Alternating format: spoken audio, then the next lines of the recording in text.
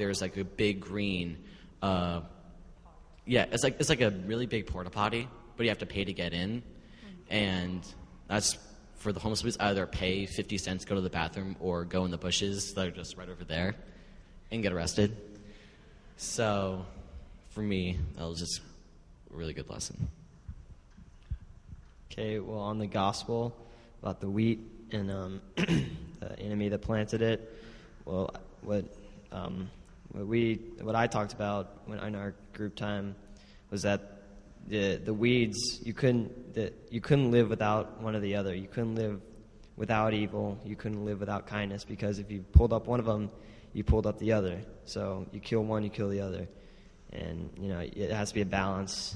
And yeah.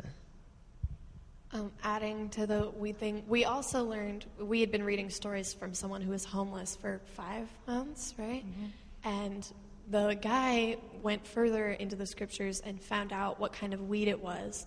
And apparently it looks just like the wheat. So really the farmer had no idea of knowing what was weed and what was wheat. And so I just thought to myself, like, how applicable is that to what we were doing in Los Angeles? Because these people, yes, they have a drinking problem or, a mental illness, but who says they're not going to end up being wheat instead of weeds,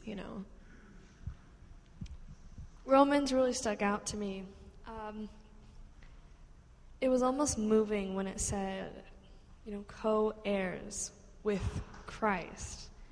That's really cool. Like, to be equal with Christ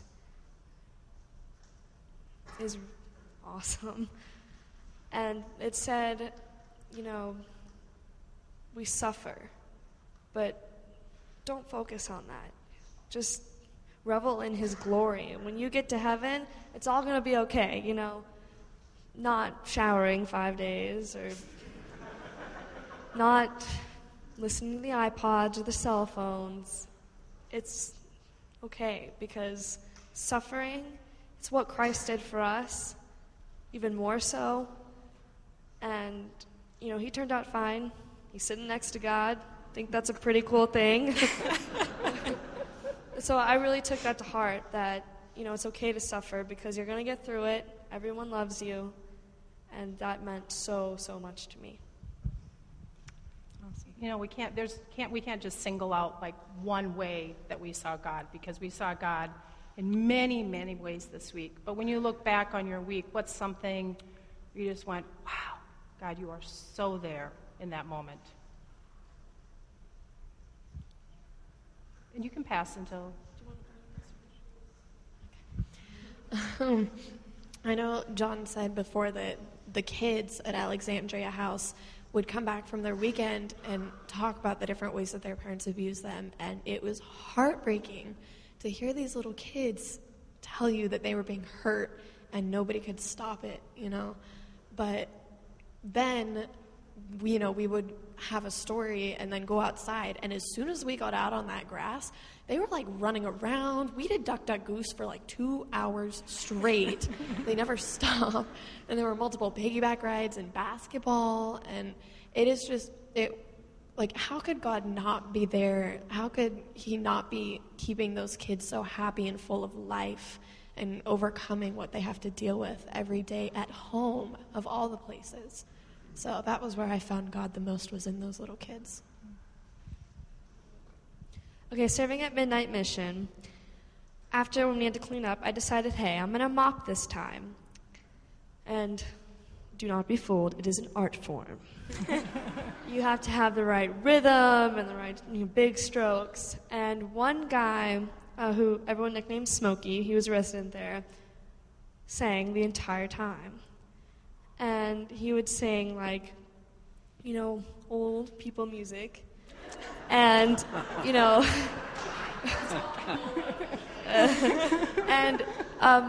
being with my dad, he's really into music, and so I like all types of music. So I noticed he's singing James Brown, which is one of my favorites. And he starts doing it with his mop. And, we had all gotten to know each other, and I was like, what the heck? I go up next to him, and I start singing with him, and I start doing moves with my mop, and he turns around and he goes, "You know James Brown?"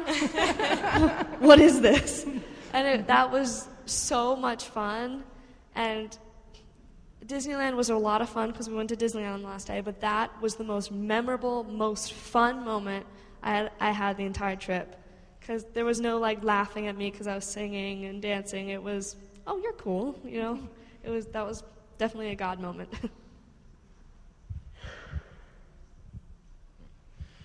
While we were handing out lunches on the streets of Skid Row, I had the chance to talk to this man named Eric, who, like most homeless people, they used to have an apartment, they used to have a wife, they used to have kids, they used to have a car.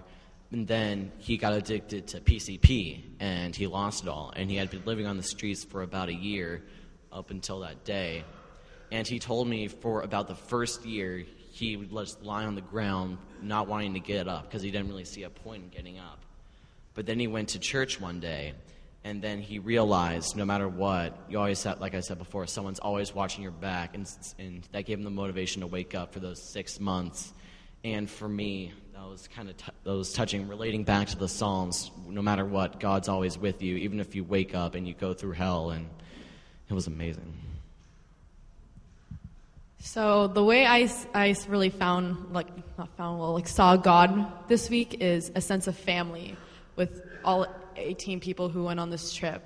This is my 4th year, and I do enjoy meeting the people, making a difference in their lives and serving them, but I have always been one of the youngest people on the trip. And I'm the baby in my family. I have 2 older sisters, and then all of a sudden, I'm the oldest of 14 kids.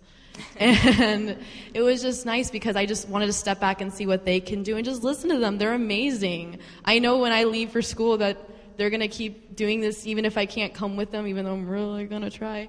And I know they're going to be amazing. And I walked away from this trip with 13 younger brothers and sisters. It was just amazing. Well, we're amazed by all of you and all the work that you did as St. Barnabas and as Christians. And thank you for spreading God's love to these people who need it.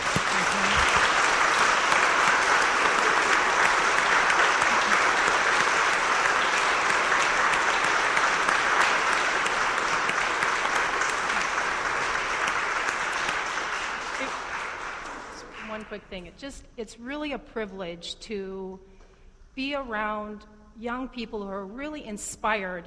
The gospel talked about, planting the seeds. And I watched them all week plant seeds of love and hope and peace and kindness and compassion and treat people with humanity, in all ways, whether it was an organized activity or something, they did on their own. So thank you for inspiring all of us, and thank you for being you. And I think, if all of us just remember that it's the little things in life that we do for someone else, that's what makes the difference.